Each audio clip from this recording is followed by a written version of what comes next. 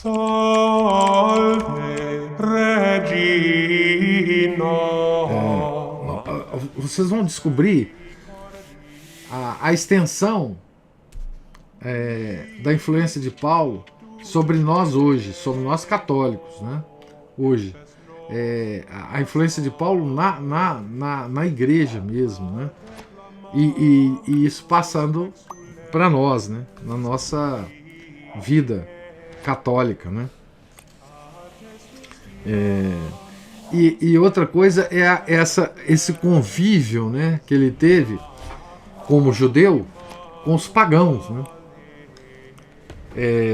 O Paulo era... Não fosse pelo Paulo, né? Não fosse pelo Paulo, isso é uma coisa muito importante. A religião cristã, a nossa religião católica, ela teria se restringido apenas aos judeus, né?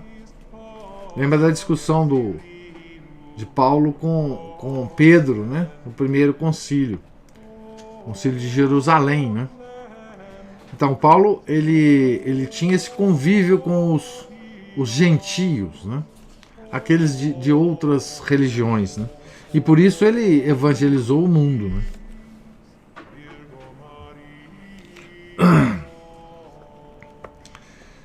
Todo aquele que recebia o título de cidadão romano passava a pertencer à baixa nobreza e usava o sobrenome do protetor a quem devia o direito de cidadania. O fato de Lucas não mencionar os nomes próprios de Paulo só nos prova a sua veracidade histórica, porque nas cidades gregas os cidadãos romanos eram sempre designados pelo sobrenome. Para os concidadãos de Tarso, Paulo sempre foi Paulo. Em casa de família, porém, usava, como qualquer outro judeu, o nome hebraico sagrado, Saulo, isto é, filho obtido de Deus pela prece. Aí os dois nomes, né, aqui nós referimos, né, a São Paulo. As cidades gregas distinguiam-se das romanas por concederem maiores facilidades ao desenvolvimento da livre personalidade, propiciando maior franqueza no relacionamento dos cidadãos e abrindo-se a todas as influências estrangeiras em matéria de cultura. As cidades gregas, né? Paulo teve assim a ocasião de alargar o seu horizonte espiritual e pôde mesmo observar que nem tudo era condenável ou merecia desaparecer no paganismo. O futuro pregador da liberdade cristã, aquele que emociona todos os que leem as suas epístolas, quando anuncia, abre aspas, a liberdade com que Cristo nos libertou, fecha aspas, Gálatas 4:31, tinha que desenvolver-se ao ar livre. Foi em Tarso que Paulo cultivou essas características do seu ser, que na verdade o predestinavam para apóstolo de uma religião acima de todas as raças e classes. Mas todas essas qualidades ainda se encontravam nele em estado latente, em potência, né? Não em ato.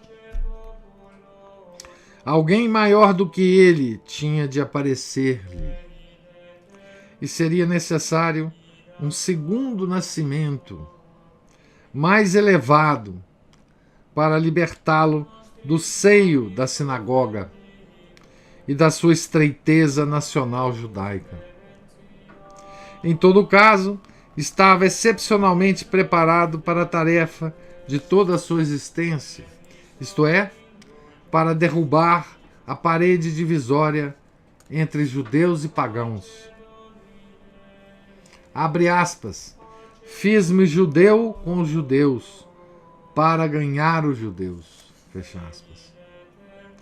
Fez-se grego com os gregos. Fiz-me tudo para todos para salvar todos.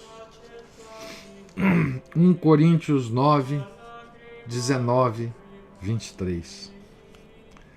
Tentamos destacar alguns dos traços mais característicos da vida cultural helênica de Tarso, para melhor podermos compreender a influência grega na formação do futuro apóstolo.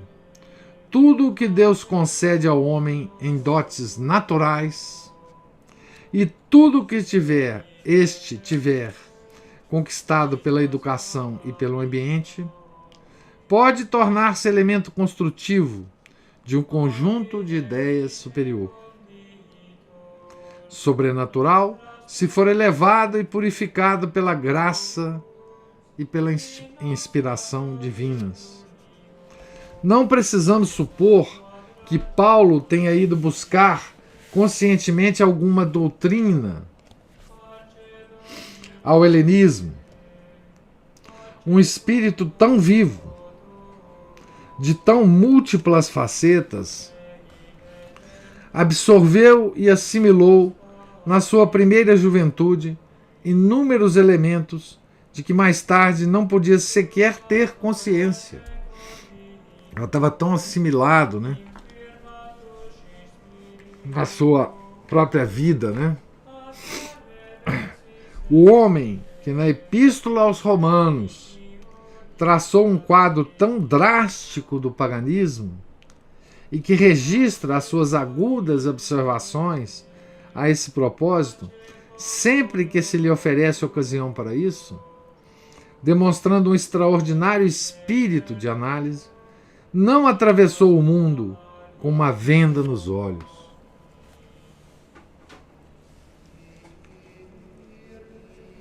Aqui então a gente vê como é que Deus prepara as pessoas, né, para os seus propósitos, né? E como que quando chega, não é, a graça, ela não destrói nenhuma das habilidades naturais que a pessoa tem, né? Ela não destrói nenhum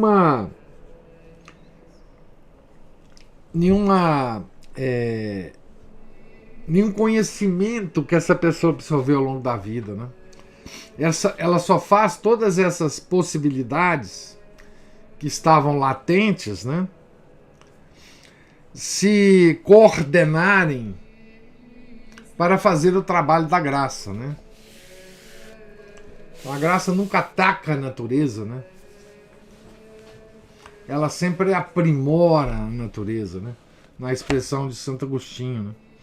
Então, toda essa formação judaica, inclusive, né, e grega, helenística, esse contato com os pagãos, essa vida do Paulo nessa cidade cosmopolita, né, que atraía todo tipo de intelectual, todo tipo de professor, todo tipo de professor que perambulava, né, todo tipo de coisa que ele viu na infância e na juventude em Tarso, tudo isso será usado, né,